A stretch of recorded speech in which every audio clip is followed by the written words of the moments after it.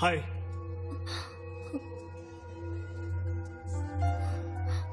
சரி உள்ள வா. நீ ஏன் இங்க வந்த? உனதான் வர வேண்டாம்னு சொல்லிருக்கல. அந்த அக்கா செத்ததுக்கு அப்புறம் போலீஸ் அடிக்கடி வந்துட்டு இருக்காங்க. உன்னை வேற என்கொயரி பண்ணாலும் பண்ணுவாங்க. பண்ணா பண்ணட்டுமே. என்னமோ நான் தான் கொலை பண்ண மாதிரி பேசிட்டு இருக்கேன். உனக்கு ஒண்ணு இல்ல, எனக்கு தான் ப்ராப்ளம். நீ முதல்ல கிளம்பு. ஏய், என்ன வந்ததுல இருந்து போப்போன்னு சொல்லிட்டு இருக்க? நானே ஆக்சிடென்ட் ஆகி 3 மாசம் ஹாஸ்பிட்டல்ல இருந்து இன்னைக்கு தான் பெங்களூர்ல இருந்து வந்திருக்கேன். உனக்கு ஃபோன் பண்ண எடுக்க மாட்டேங்குது.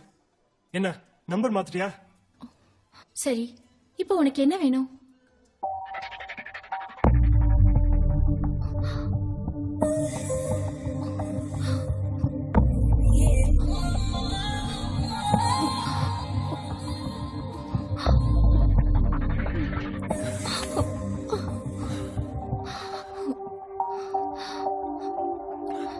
Water, please.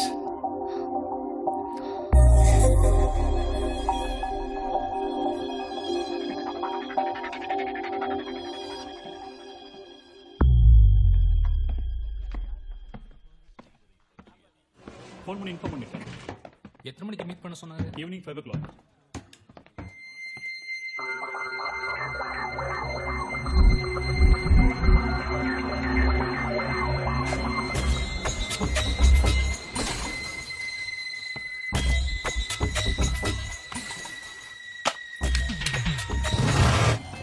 Sir Shanmugam sir, நீங்க சொன்ன அடையாளப்படி ஒருத்த புலிஸ் அப்பார்ட்மெண்ட் வந்து போறா சார். எந்த ஃபிளாட் வந்தான்னு பாத்தீங்களா? பட் எந்த ஃபிளாட் தெரியல சார். ஆனா கன்ஃபார்மா இ பிளாக் சார். அவனை புடிச்சிடாதீங்க. Just track him down and keep me informed. I'm coming right there. Okay sir, sure. நம்ம தேடிட்டு இருக்க மிஸ்டர் எக்ஸ் கடிச்சிட்டாங்க. சார் யார் சார் நீங்க? யாரை பார்க்க போனீங்க? என்ன புதுசா? ஆமா புதுசா. வந்து என்ட்ரி போட்டு போங்க. வாங்க போற வாங்க. Sir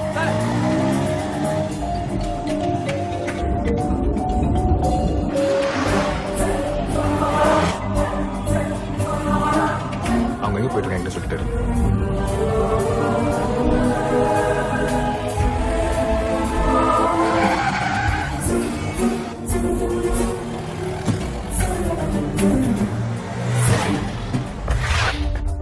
hi. எவ்வளவு நேரம் வெயிட் பண்றதுப்பா? மூவி ஸ்டார்ட் பண்ணி half an hour ஆச்சு. ஓகே, கம் ஆன் டா. I am sorry. வா. Hello hello.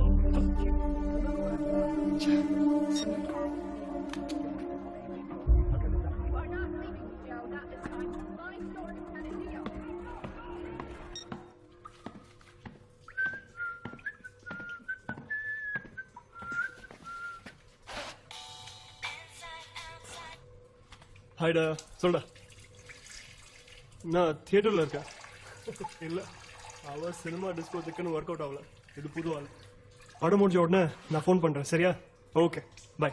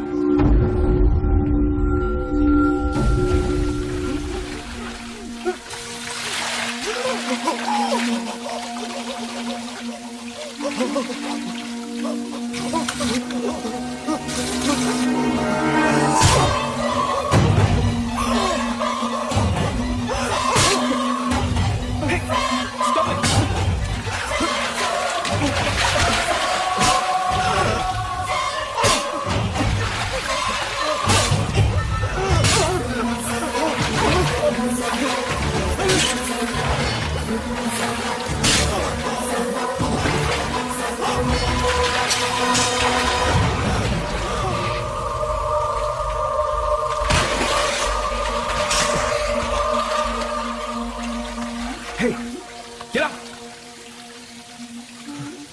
Shit.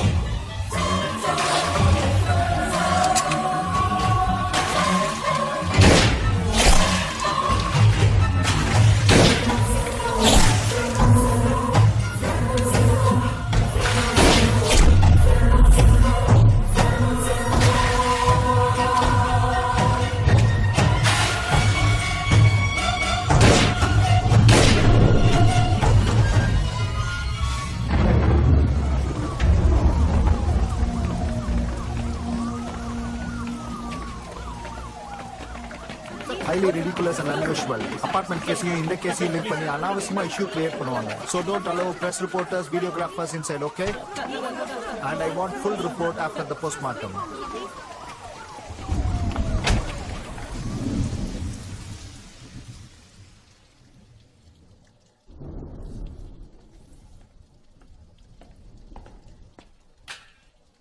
என்னமோ சொன்ன மிஸ்டர் எக்ஸ் கிடைச்சிட்டா எல்லாம் சால்வ் ஆயிடுன்னு. இப்ப என்னாச்சு? அவனும் செத்துட்டான். தண்ணியில வழுக்கி விழுந்து மண்டையில அடிபட்டதுனால அவன் உயிர் போயிருக்கு. ஸ்பாட்ல நீ இருந்திருக்க, நீயும் எதுவும் சொல்ல மாட்டேங்கிற. அவன் என்ன பைத்தியமா இல்ல சைக்கோவா? ஒரே கேஸ்ல மொத்தம் 4 பேர் வரிசையா செத்ததுக்கு அப்புறமும் நம்ம யோசிச்சோம்னா நம்ம தான் பைத்தியக்காரங்க. அப்போ யாரா சொல்லு? Who's that accused? சொல்றேன். நம்ம தேடிட்டு இருக்கிற கிரிமினல் உயிரோட இல்ல, செத்துட்டான். ஆனா கண்டிப்பா கொலை செய்யறத மட்டும் நிறுத்த மாட்டான்.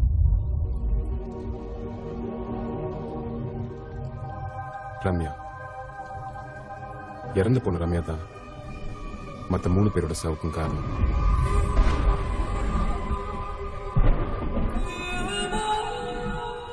ஏய், இதுவரைக்கும் என்னென்னமோ சொன்னேன், இப்போ ஏதோ சொல்ற. நான் உன்னை நம்புறேன். ரம்யா தானே எப்படி சொல்ற? டேய், செத்து போன 3 பேரும் ஏதோ ஒரு விதத்துல தப்பானவங்களா இருந்திருக்காங்க. கண்டிப்பா ரம்யாவோட சாவுக்கும் ஏதோ ஒரு விதத்துல காரணமா இருந்திருக்காங்க. அது மட்டும் இல்ல, ரம்யாவோட சாவுக்கு வேற யாரெல்லாம் காரணம் தெரியல. அப்படி இருந்துச்சுன்னா அவங்க சாவு போறது நிச்சயம். அப்படி நீ நினைக்கிற? ரம்யா ஒரு விதத்துல தப்பானவ தானே, அதையும் நீ யோசிக்க மாட்டேங்கிற? இல்லடா, அப்படி இருந்திருக்காது. என்ன அப்படி இருந்திருக்காது? இல்ல. என்ன இல்ல? நான் சொல்லட்டுமா? ஆரம்பத்துல இந்த கேஸ் நீ தப்பா தான் பார்த்துட்டு இருக்க. எத்தனை பேர், எத்தனை ரிப்போர்ட்ஸ், அத்தனை பேர் சொல்லி நீ கேட்க மாட்டேங்கிறனா? ஏன் தெரியுமா? ஏன்னா நீ ரம்யா இன்னும் மறக்கல. அவளை குருட்டுத்தனமா லவ் பண்ற. அதான் உன்னால பொறுத்துக்க முடியல. இதுல நீ பாக்குற வேலை கூட உன் கண்ணுக்கு தெரிய மாட்டேங்குது. Am I right? ஆமா, இன்னும் மறக்கல. சுத்தி இருக்கிற எத்தனை பேர், எத்தனை ரிப்போர்ட் சொல்லட்டும், எனக்கு தெரியும்டா என் ரம்யா தப்பு பண்ணிருக்க மாட்டான். அன்னைக்கு நான் சொன்ன ஒரு வார்த்தைக்காக என்ன தூக்கி போட்டு போனவ கண்டிப்பா அப்படி பண்ணிருக்க மாட்டான். ஏன் ரம்யாடா, I still love her and I still believe her.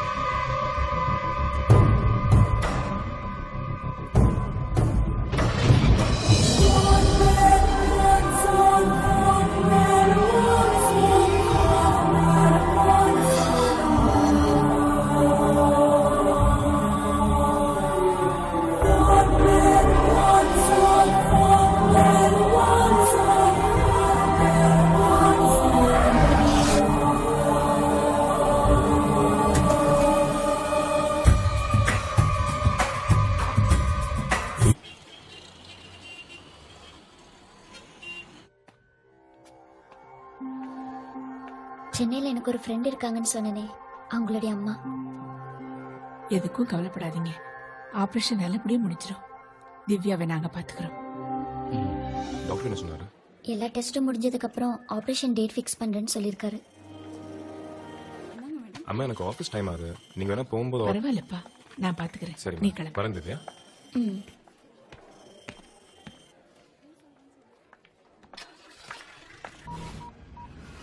Hello மூர்த்தி, அபார்ட்மெண்ட்ல பழைய செக்யூரிட்டி ஊர்ல இருந்து வந்துட்டான்னு சொன்னேன், விசாரிச்சியா? எங்க வச்சு விசாரிச்ச? உனக்கு எத்தனை வாட்டி சொல்லணும்டா? விசாரிக்கும் இடத்துல விசாரிச்சாதான் எல்லாம் உண்மையும் வரும். சரி, நீ முதல்ல ஸ்டேஷன் கொண்டு வா, நான் நேரம் அங்கதான் வந்துட்டு இருக்கேன்.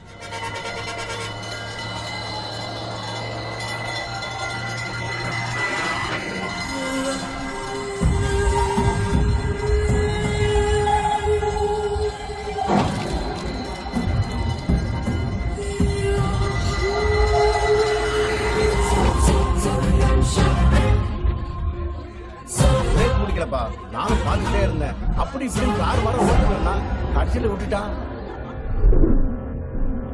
மனுஷாளுக்கு செய்வன செய்யற மாதிரி யாரோ இந்த அபார்ட்மெண்ட்டுக்கும் பண்ணிட்டா. அதான் இப்படி நடக்கிறது.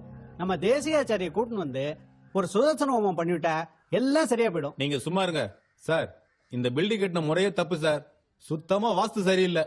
நீங்க சொல்றது பார்த்தா அபார்ட்மெண்ட்டை திருப்பி தான் வைக்கணும், இல்லைன்னா வேற எங்கேயாவது பேத்து தான் கொண்டு போய்க்கணும். உங்களுக்கே தெரியும் நம்ம அபார்ட்மெண்ட்டுக்கு போன வருஷம் இந்த வேல்யூவேஷன் இப்ப இல்ல. இப்ப பிராக்டிகலா திங்க் பண்ணி என்ன பண்ணலாம்னு முடிவெடுத்தாலே போதும்னு நினைக்கிறேன். இருங்க சண்முகம், நமக்கு என்ன ஏதுன்னு தெரியாதனால தானே டிசிபி சார் எல்லாரையும் வச்சு மீட்டிங் போட்டிருக்கோம். அவர் மட்டும் என்ன சார் சொல்ல போறாரு? ஜாக்கிரதையா இருங்க, வீட்டை பூட்டிக்கோங்க, வெளியே எங்கேயும் போயிடாதீங்க, நாங்க பாதுகாப்பா இருப்போம்னு சொல்லிட்டு வீட்டுல போய் படுத்துப்பாரு. நாம தான் டே நைட் இங்க இருக்கோம். சரி உட்காருங்க நாராயணன். கொஞ்சம் டைம் கொடுங்க சார். அடுத்த ஒருத்தன் சாகர வரைக்கும் வெயிட் பண்ண சொல்றீங்களா? அதுக்கு முன்னாடி இந்த அபார்ட்மெண்ட்க்கு நானே கூடி வரேன் சார்.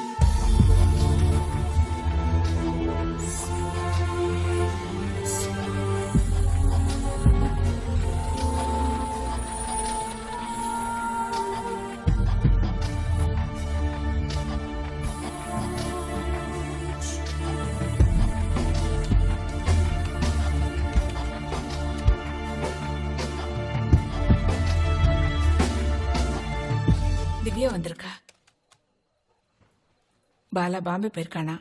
அதான் இங்க சாப்பிட சொன்னேன். சாப்பிட மாட்டேன்னுட்டா. போய் நீயாவது அவனை சாப்பிட கூப்பிடுற. திவ்யா, அம்மா சாப்பிட சொன்னாங்கல்ல, ஏன் சாப்பிடல?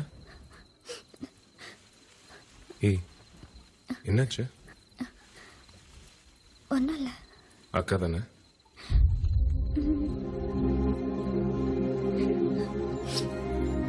போன வருஷம் செமஸ்டர் லீவ்ல அக்காவோட ஜாலியா இருந்த வீட்டுல இப்ப அவ இல்லாம நான் மட்டும் தனியா முடியல. யார் சொன்னாங்க? உனக்கு பாலா, அப்பா, எங்க அம்மா எல்லாரும் இருக்கும். போதுமா? போய் சாப்பிட.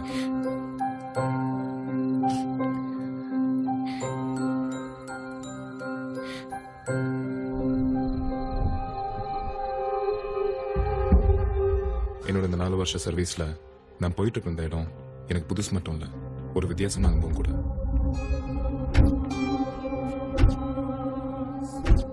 எங்க உங்க அப்பா உயிரோட இருக்கும்போது தான் எதுவும் சொல்லல. இப்பவாவது நமக்கு வர வேண்டிய கடன் ஏதாவது இருக்கான்னு கேளுங்க. அந்த 6 ஏக்கர் நிலமாவது எங்க இருக்குன்னு கேட்டு சொல்லுங்க.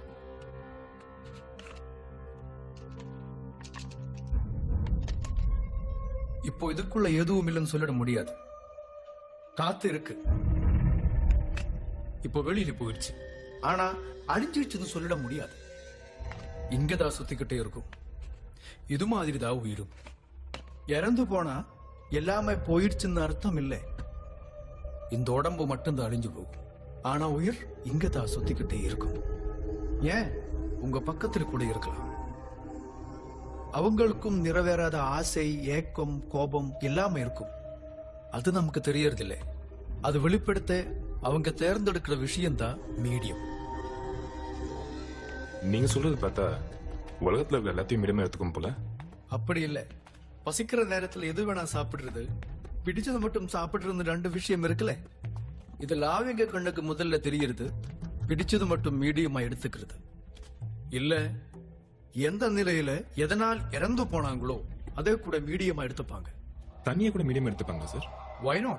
பஞ்சபூதங்கள்ல நீர், நெருப்பு, காற்று எதுவா இருந்தாலும் அதை கட்டுப்படுத்தி மீடியமா எடுத்துக்கிற சக்தி அவங்களுக்கு இருக்கு.